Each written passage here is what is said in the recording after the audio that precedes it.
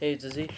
I haven't made a video in a long time, so I decided to make a new video. Um, I've had a couple ideas in the last couple weeks. I've written like a few papers and stuff about a few different subjects. I think I'm gonna probably break them into a couple videos. Probably not gonna make one, but then I think I'll start with my first issue, which is I've been reading a lot of Nietzsche lately, Friedrich Nietzsche, and I kind of have a rebuttal, a reply to his uh, God is dead theory, kind of. Um, it's kind of just a written essay, so I might as well just read it exactly how it is. And then I'll probably make more videos, a couple other after this, so for the other issues, because this will probably take a little bit. And I want any replies anyone wants to give to this, another rebuttal, further rebuttal to this, basically anything. Alright. There we go. Take these words as eager caution and a cry for a change that must come. I do not speak these words softly, nor without great depression of what could be if these ideals don't come to be. To start, my ideas stem off of Friedrich Nietzsche and where he left off in his papers. When Nietzsche got very close to, but ultimately was wrong in his essays from years past, I want to elongate on and propose forth. His famous phrase goes, "Where has God gone?" he cried. "I shall tell you. We have killed him, you and I. We are his murderers. But how have we done this? How were we able to drink up the sea? Who gave us the sponge to wipe away the entire horizon? What did we do? What did we do when we unchained the earth from the sun? Whither it is moving now, whither are we moving away? Away from all suns. Are we not perpetually falling, backwards, sideways, forward, in all directions? Is there any up or down left? Are we still straying as though through an infinite nothing? Do we not feel the breath of empty space? Has it not become colder? Is it not more and more night coming on all the time? Must not lanterns be lit in the morning? Do we not hear nothing yet of the noise of the grave diggers who are burying God? Do we not smell anything yet of God's decomposition? God's to decompose. God is dead. God remains dead, and we have killed him. How shall we, murderers of all murderers, console ourselves? What this man got fundamentally wrong was that God was not dead. He simply never was born. He never existed, rather he was nothing of material, spiritual, metaphysical, or supernatural sort. Whatever the name of it may be, it doesn't matter. God was, and yet still remains today in many, as a crude delusion of the mind, akin to hallucinations or schizophrenia, a fantasy of the five senses and further. God was nothing more than the paranoid reaction of anxiety that comes with the realization of one's own mortality. We became aware, knew one day we would cease to exist, and so to cope with that, to continue our evolution, we came up with worshipping items, peoples, and concepts, and eventually they became the traditions of past, and were forever sown into the minds of the generations to come. With each iteration of this worship changing, were forever sown into the minds of the generations to come, with each iteration of this worship changing each time. There is no blood on our hands. We are not murderers, we are rather liberators, people of triumph. We have come to a point in civilization where no longer does the fear of infinite punishment in a fire pit hold much merit. God is not dead. God was never alive. God was never. He was a concept of our minds, something we must all come to face within the century to come. Otherwise, I see times of instability and possible doom. Our race is fragile at best. We have the ability to wipe each other out entirely and take everything and everyone else with us. But why do this? Why take Earth, this wonderful gift we've all been given as a chemical reaction in this grandness of space, and destroy it? Well, we mustn't.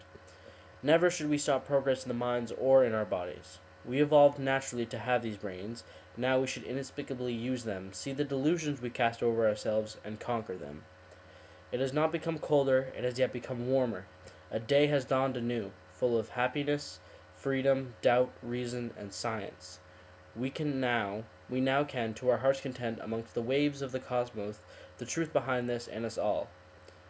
We can forever search. Let us find what our creation story is, not fictitiously write one down.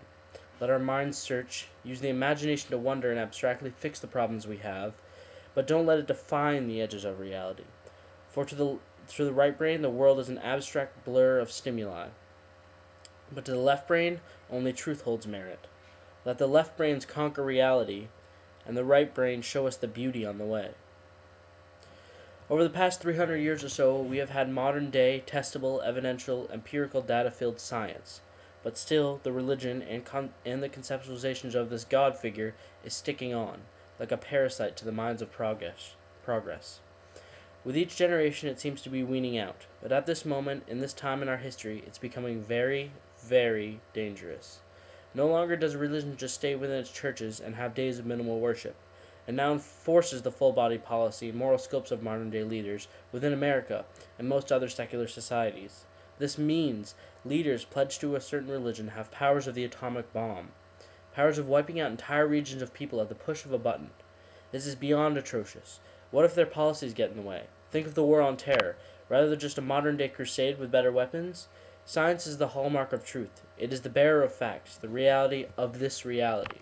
Why push it aside? Why does the religious affiliations of a career politician matter more to the voters than if he backs up modern-day science research or believes in the unfathomable amount of evidence that backs up Darwinian evolution and further advances like the Genome Project or speciation? We must stop. We as in society, as in the people outside the modern-day political talk, must stop backing up and supporting the aristocratic tyrants of today. We are better than that. We are the people of the United States, in an even bigger picture of the entire world. Why let the leaders control us through the fear of religious biases?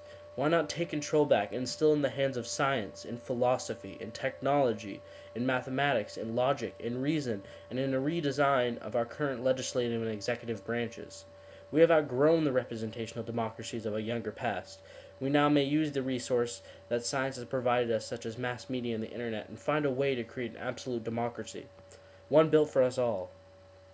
One built not under God, but under science, under logic, under truth. Thomas Jefferson, Benjamin Franklin, and most other founding fathers would be outlandishly scared at what our nation has become today.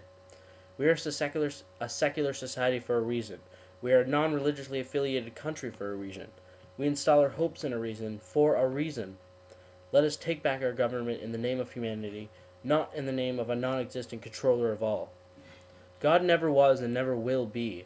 His concepts, his traditions, his power to control countless lives throughout history never should happen from this day forth. We must take grips on the reins of this godless future and devote ourselves to the betterment of humanity, not the betterment of a non-existent, wishful afterlife that the religious devotees hope for. It may be pessimistic to make such claims, but that is indeed not my intent. My intent is to sway the minds of the rational man and show him that we must finally end this hopeless grasp on the netherworld. We are here, and this is now. We must focus on this truth, for if anything arrives after mortality takes us, we must focus on it then. Better this life for us all and for the children of tomorrow. Do not better this life just to gain bliss in a second life. That is morally wrong. It's asking for infinite prizes and gifts for such a little time in this pre-life. Better this life specifically for this life, for this is the only life we can truly count on. Shed the tears of mortality, let it pass across your cheek and fly into the winds of yesterday.